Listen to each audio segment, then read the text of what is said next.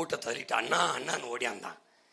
கதவு பாதி சாத்திட்டேன். என்னடான்னு, இந்தா 5000, நான் முடி வெட்டுறவேன் உன் தம்பி, 5 நாளா உனக்காக முடிவெட்டி சேர்த்தேன். நான் இறங்கி பாஞ்சு கட்டி பிடிச்சிட்டேன்.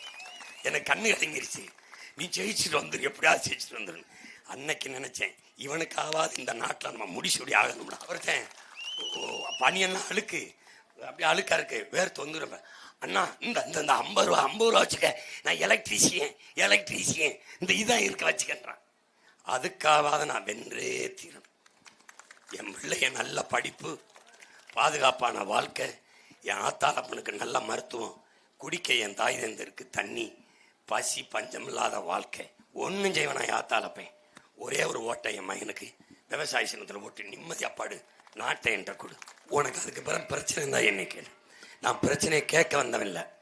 உன் பிள்ளைய நாங்கள் வந்திருக்கிற பிரச்சனையை தீர்க்க.